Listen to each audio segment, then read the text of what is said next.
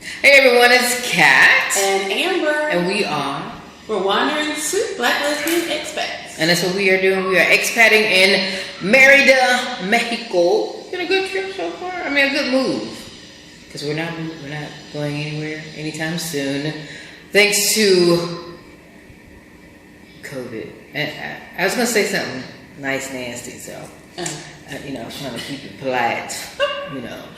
I ain't want to offend. Oh, okay. Yeah. Okay. Well, no. I mean, we were planning to. We came to stay. Right. So, COVID or no, we came here to stay for a while. Right. But we're not going anywhere to visit or travel right now. Right. Is what I was really getting at. Like, we are here. Yes. Till COVID or something happens and we can travel. But anyway, we are in Merida, Mexico. We've been here officially a month and a day today. Yeah. It's gone by fast. Really fast. A lot has happened. We've learned a lot. And as always, once we learn something, we share it with you. Those who are considering a move abroad, a move to Merida, just a change in your life, maybe these tips, tricks, whatever, maybe they're going to help you. All right? Let's start. So today, we're going to talk about 10 glorious things that you need to know about Merida before you move to Merida. Only 10, could be way more. We're going to limit this one to 10. If you have some more or some questions after this, post them. Let us know. Comment below. And in the middle of doing all that, like, subscribe, share, follow, do all those things as we get into the 10 things you need to know before you move to Merida. Number 1, you want it, Amber, or you want me to take it? Well, so we see police everywhere. That's right. Everywhere. And, for people to look like us, sometimes, it's a little unnerving. Unsettling. Because for good reasons. Right. Coming from, growing up, obviously, being raised, living in the U.S. But we have not seen any issues here. And so I don't think that their presence should be a concern or worry for those wanting to move here. But they are here. Yeah. And they are everywhere. I mean, every street, it seems like there's a cop car. Every corner, within a block or two, you're going to see a cop car. It doesn't mean anything as much as it meant in the U.S., as Amber stated, but just if you have a cop phobia, if you worry you're going to get pulled over, you might. They will stop you here, too. So, but it doesn't mean anything. It really is what they do. That's their job. They stop and frisk. Hey, it is what it is. I've heard, rumors and they'll do the shakedown and things like that. We haven't encountered any of that, but we have definitely seen the cop presence everywhere. There's not a neighborhood that they're not in. There's not a street that they haven't traveled on or they will be on within that day, if not, right then several times throughout the day. So just be cognizant of that. And I mean, it's not entirely brand new because as we've been traveling around, before we came to Mexico, we had to get accustomed to seeing security everywhere we went. Mm-hmm. And we weren't accustomed to that. Like every store you go in, always security at the door. Every residence, basically every residential area would have security around it. So we kind of had to get used to that already. And then we came here and it's like, oh wow, okay, so this is a different level, but it's just different. Like, so what we saw in other parts of the world, not what we were used to in America, and this isn't necessarily either, but it's not necessarily a bad thing. Right. But they are going to be there. Yeah. So, and I will take number 2. I've seen a lot of questions in the expat groups. People are moving here and they're debating on bringing their car. You don't need a car here, but it wouldn't hurt. If you have one, it's going to allow you a lot more freedom. Merida is very similar streetwise to living in the U.S. Very wide open lanes, depending on what part of Merida you're in. But a lot of it is very drivable, and you're going to have to drive unless you get on the bus or the Ubers, taxis, or even a bike, a scooter, a motorcycle to get somewhere. This is a walkable city, sort of, depending on the neighborhood, but because of the weather, it's not the greatest walking city. Probably 3 or 4, maybe maybe more than that, 6 months out of the year. Right, once it gets hot. Right. Like, you're not going to be able to walk far distances. Right. So, unless you've been training in some marathon in the heat. Right. Yeah, it's not going to be the move. So. Right. So again, if you have a car and you can bring it, read all the rules and regulations on bringing a car. If you don't have a car, you won't have a problem. If you have it, bring it. I'd bring it. I mean. Yeah, and the thing is, the streets, like you were saying, the walkability. I mean, some of the streets are like real iffy. So you have to think about that too. Like, I don't know if I want to drive my car on these streets. Like, the shocks have to be awful on your shocks. So they don't have shocks. Right, they can't have shocks. Cannot possibly. So you might want to think about that too. Like, you may or may not want to bring this is a brand new car. Right, you might not want to bring your car.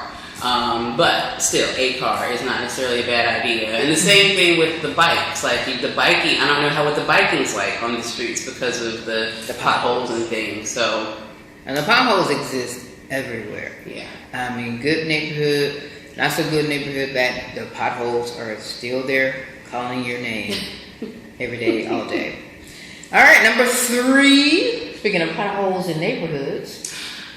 So we haven't been to all the neighborhoods, but we've been around quite a bit. Just in the short time we've been here, we have a way of just trying to check the place out. So, and all the neighborhoods have had their benefits, and we've seen like features in each neighborhood that we're like, oh, we really like that. Oh, we could live here because of this or because of that. So, really, no matter what you choose, once you get here, you're probably going to be, there's going to be something about it that you're going to like, that you're going to want. It's just a matter of finding the one that's for you. Right. So none of them are like just bad. Right. There is no bad neighborhood.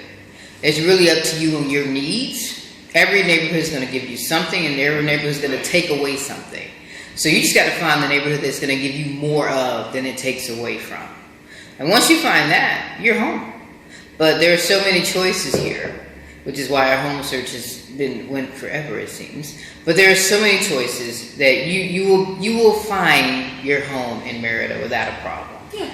But just remember, there is no bad neighborhood. A lot of the groups say that. A lot of the people say that. I just think it's subjective, because there's certain neighborhoods that everybody hates, and there are people who love those neighborhoods, love everything that they offer.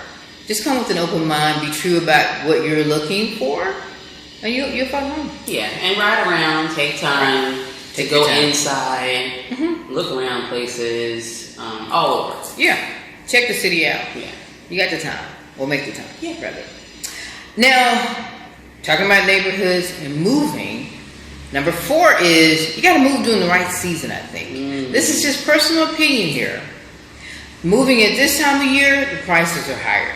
It's all the snowbirds, winter birds, whatever you want to call them, are moving down here. They're looking for a temporary home, 3 months, 6 months. And so the rent goes up. This is November. Right. Well, December. Right. But they move here like in November is when everything starts really rising. December is through the roof. And this is pre-COVID and after COVID. So this isn't a typical season, but still the prices are higher because that's what they're just used to doing. They're just having to moderate a little bit. But if you're going to move here, I would recommend moving right before summer starts, which I've heard can be as early as March, or after summer starts. Or if you don't mind being hot while you're out looking at these homes, move in the summer. You're going to get a good deal.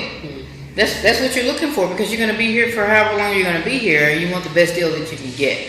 I'm not telling you to come here in the summer and look for a home, because I haven't even lived here in the summer yet. But I've heard that it's hell on earth.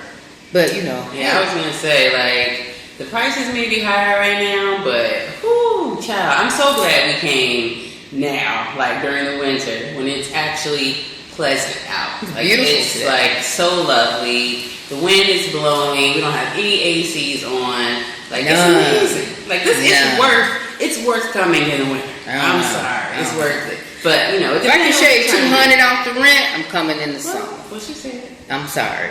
At $200 a month, it's $200 a month. It's $200. 2 big bills. Anyway. We ain't sweating though. I don't care. I'm just going from the air conditioning car to the building. Car to the building. I'm going to sweat for about 30 seconds, and I'm getting back in the car. That's it. All Number 5, Amber.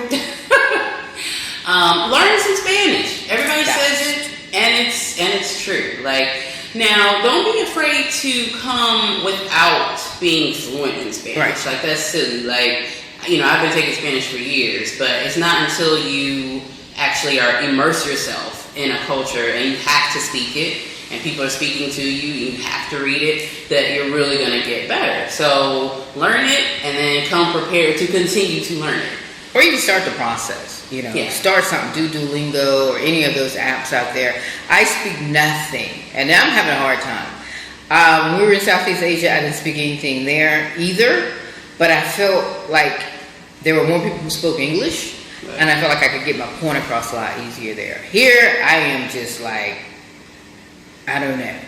And I just point to Amber a lot, and like talk to her. And I'm like, and I mean, yeah, it's been an eye opener. I always tell people, no, you don't need to learn language. It's not necessary. You need to do something for here. You need to get some basic stuff down, and you need to get your apps, your Google Translate. You're gonna need all of that to navigate this world if you don't speak Spanish. It is not gonna be as easy as living over in Southeast Asia to me. I just felt like there were more people who spoke English over there. yeah, that is true. All righty. Now you're here, and we're here rather, and we're living, and it's beautiful, and there are bugs, y'all, everywhere there are bugs. If it ain't the ants, it's the gnats, it's the mosquitoes, it's the roaches, baby, and you can't do nothing about it. I mean, you can have the cleanest house in the neighborhood. That don't mean nothing, baby. Them bugs is coming in to speak, to settle down. You just gotta maintain as best as possible. But they gonna be there though. Right. If you have a bug phobia, this may not be the city for you. And I don't mean that in a bad way. But I'm just saying, in a realistic way, there are bugs. There's no way to avoid it altogether. Right. I mean, you can certainly do some things to lessen The impact. Yeah, but you can't avoid it altogether. I mean, we haven't gone out to get like boric acid and all that kind of stuff yet, even though we were about to before we left our Airbnb we were just in. But we will be getting those things because we're gonna have to fight. You know, you gotta fight for your territory. Right. The wildlife encroaches. So just this morning, we were like, we thinking our pool is ours, and this is our stuff. But then, no, because like bird families started coming over, and they were just like in the pool, splashing, taking bird baths. It was like, can we go back outside? Can we have the pool? Hey, but she didn't go out there and fight the birds. No, they were big. Those some big birds. They got some big animals around here, y'all. It's all good though. See so far. So bugs are gonna be here. They down, except fight for your life, but they probably gonna win some of the battle. Accept that, I mean, it's like Mike Tyson. It's time. So you're fighting the bugs, right? You're thinking you win in the battle, and then you hear the dogs, or the truck, right. or the bus, or the kids, or the banging on the walls, because a lot of these homes are connected here. Beautiful style though. There's always noise. There will never not be noise. People say they moved to the north to get away, excuse me, and to be more quiet.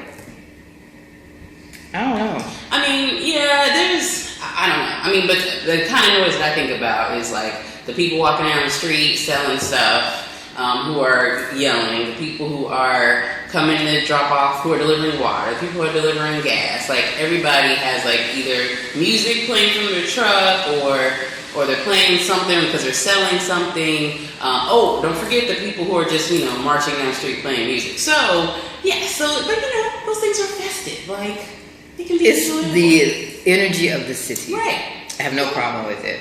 So there's going to be noise. I think we've gotten conditioned to noise. Yeah. If that makes any sense. I mean, because Southeast Asia is blasting. I don't think we ever had a quiet moment there. No, that's true. 24/7, there's some type of noise because the cities are just expanding, and they do construction all night long too. The cars and the life, and everything. And plus, they start their day like 4 o'clock in the morning now. Yep. So there's always noise. So to me, this is quiet. Right. I mean, it's really quiet to me. Not to mention the club. Yeah, there's no. We haven't seen the clubs yet. Yeah. Near a party or a club, and they turn everything into here. So I'm not complaining. Right. All right. So in general, most things that you would shop for in the U.S., you probably can find here, which is nice. Which is a nice little perk. Things you would want for your home. Right. All the little conveniences you would get for your home. Stuff you would buy for your clothes, shoes, all that. They have malls. Yep. So you don't really have to buy up a whole bunch of stuff to bring, thinking that you're not going to have that access to it here, because it just won't be the case. There's some things that that are unique to you that maybe everybody doesn't use. Those kinds of things, you might not be able to find here. Maybe like certain, personal care products or something like that, but. Yeah, we just haven't noticed a big hole in products, well, except bricks. Right. But the caveat to that is that you can find a lot of things. You may not find the quality. That's going to be the one only thing. Like, if you really want some, 8,000, what's some sheets, 8,000 count or something? Yeah, 30 count. You're probably not going to find that at the regular store here. No, you're going to have to go somewhere. You need to get them somewhere else. It just won't be at the little mall they call a mall. No, I'm not going to say that. You may go to Mexico City and get it, but I don't think Merida's going to give it to you. Now, I haven't seen anything that was... I've seen some pricey stuff here. Don't get me wrong. Mm-hmm. I don't think it was quality, though. I don't think it was supremely quality. I just thought it was overpriced for here. There's some overpriced stuff here. I've seen items that will sell for half that in the States that are double the price here, if not triple, and I don't understand why. But yeah, that's it. But you can find most everything that you're gonna need: couches, chairs, sheets, pillows, all that stuff. You don't have to bring that stuff unless you just like what you got. Right.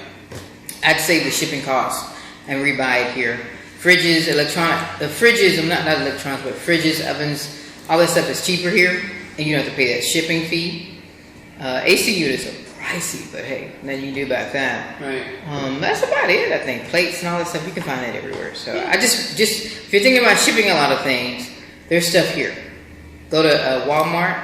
They have an MX site. Amazon has an MX site. There's other stores, just Google stores in Merida, and you can see what type of shopping you can do. Sure. That'd be the best tip, I think. Yeah, that's a good advice. Yeah. So, you got your bedding and stuff out of the way. You don't have to bring a lot of things unless you just really sleep luxuriously. And then if you do that, bring me some too, because, baby, I would love whatever those sheet counts. I want some good ones too. But, you're thirsty now. You got to figure out, or you got to get into how they deliver water here, because you can't drink the water. Water does come out of the tap, but you can't drink it. In some cases, you can't even flush toilet paper down the toilet, so be mindful of that as well. But to get water here, there's a water truck. Guys come by with, you've seen those 5-gallon water containers that we have that are sometimes viewable or visible in our videos. You buy them. Forever with their prices. It may be 30 pesos, it may be 50 pesos. I'm not sure, because it really depends. But we're paying like 30, 35? Yeah. Mm-hmm. And that's about $2 and some change for that. And they drive down the street. There is no schedule. You have to catch them and get the schedule. Because I think ours came like 2 times a week. Yeah, I still wasn't sure. But yeah, exactly. Usually came 2 times a week. So we get like 2 of those every time they come through. Make sure we're good for water. That water we use for cooking and drinking. You can take a shower in the water. You can do your laundry in the water. You can wash dishes in the water, but you can't drink the water. Right. And that includes brushing your teeth, though I do. So that's a little dangerous. I do. I'm a little on the edge, I'm a little edgy. But I'll save mine for something that's not. Hey. And I think gas is the same way. They will deliver gas to you as well if your gas runs out. Almost everything's run on gas here, like gas ranges. I've seen a couple electric, but not too many. Gas ovens. So there's always a gas supply. They'll come and fill that up too. That one you can probably call in. I've been told that you can call in into a delivery service for water, but a lot of times it is really they just driving down the street. You got to hear the noise. They'll make a lot of noise, and you just got to be receptive. Right. And it's about the same time though. Yeah, pretty much. Usually, yeah, around the same time of the day. Yeah. So once you get that you just rhythm have to down, have your, you just have to have your empty jug, and then you take it out and they swap it out for you. Yeah. So it's a full one. So it's pretty easy peasy. easy peasy. Can't. Or if not, you can always You can always go onto the Corner Shop app or the Rappi app and have them deliver some water. But I don't believe they do the 5-gallon jugs. They do like the 2 gallons. Right. Yeah. So you'll run through those, and they're pricier. So it just behooves you to learn the water cycle, right, when it's gonna come, be out there with your jugs, and get you some water. Yeah. That's it. That's a good tip because we didn't know that. We didn't have that in Southeast. We actually had water delivery services. We set up delivery and they came and they brought us the same gallons that you see, but they would just bring them to our door. Yeah. And they just sent us a message, or something like that. Oh, we sent us, can you bring some water today? And we were good to go. Mm-hmm. And last but not least, renting. So renting is easy, kind of. Like, you don't have to worry about credit checks. You don't have to worry about, calling your references. Like, you don't have to worry about all that. You can just find a place, as long as they don't require an eval, which is basically like a sponsor or someone like a co-signer. Usually it's someone who's from here. But a lot of places don't require that. So you just go to those. And so you're in. As long as you have the deposit and it's usually 2 months rent, the first and last, then you're in. So that's the easy part though. The not so easy part is, finding what's best for you. Right. And that's going to take time no matter where you are. But it definitely is going to take time here as well. Yeah. Like Amber said, renting is easy till it's hard. Right. And that's what we're finding. And we wanted to share that because I think people have gathered from our videos that we're having, that it's, a lot of other people say it's easy. And then we're saying like it's a little bit more complicated because it really depends on you and what your needs are. Right. We're really fighting for our needs to be met because we are going to be in that home for quite a bit of time. And so we want to make sure that everything's ticked off as best as we can. Now, remind everyone, we've been slow traveling for 1.5 years now. And every time we move, every 3 months, every 2 months, whatever, we're just renting a space that isn't ours, that isn't decorated to our standards or what we would like. It's always been lacking something. There's always been something good, but there's something that we're missing every time, And we just don't want to do that anymore. So we're taking our time looking for a home that's going to meet our needs. Right. So we're being picky. There are a plethora of homes here for rent. You should not have a problem at all. We do just advise that you take your time in looking for those homes. Don't sign without just looking around. Take some time. And that's what we're doing. And we're going to talk about that in another video too. And something we do also, which may be a little premature, but something that we do that is real greedy, but we do it. When we visit a place and we happen to we're like, okay, this is cool, this whatever. We actually put the address in to like Uber Eats or to Rappi to see what food comes there. Because, it's important. It doesn't matter so much, but one place we did that and nothing showed up. Like, it doesn't even deliver out there. So or pick you up, which is Uber. We were like, okay, so this isn't going to work. So, that's a really small thing, but you almost wouldn't even think to do that unless you actually were there walking around the house. So if you just go to a place without ever being there, just looking at it online, you're just not going to get that same information. Right. And that's important information. It's very important. I also take it and I look at it in a bigger picture of what's around it. Yep. Like where can we get shopping to easily? How far away is that? A park for Amber because she likes nature. A store, like a walkable distance to a 7-Eleven even. What is that in proximity to the home that we're thinking about? So those are just extra things that we're looking for. And they just don't come to everybody, but it's our experience and what we're looking for. So I just reason why I threw that in last is because I wanted everybody to know that when we're speaking in our other videos, we're really talking about from our perspective and adding in that experience of living in Southeast Asia. Now, if we were coming straight from America to here, I think it would be different. That's true. It would be. Yeah, we have another perspective, but I think it's helpful, especially if you haven't done any traveling outside the U.S. or living outside of the U.S. and now you're thinking about it. Right. And it's like, oh, let me think about these different places, and maybe we can give you some insight on those or some of those. Right. Anyway. Right. So that is our video today in this beautiful weather. Oh, I feel for you guys who do not get to experience a wind. I get why people come here. You see the wind going through my hair? I get why they come here. It is absolutely gorgeous today. I mean, the wind, we got the doors open. You'll see that. You'll see that in another video. But we got the doors open, the wind's blowing, and we have been chilling like a villain. That's so old. I'm aging myself. Woo! But chilling like a villain, y'all. It's been grand. So anyway, that is our video today of the 10, count them 10, things you need to know before you move to Merida. Things just to think about.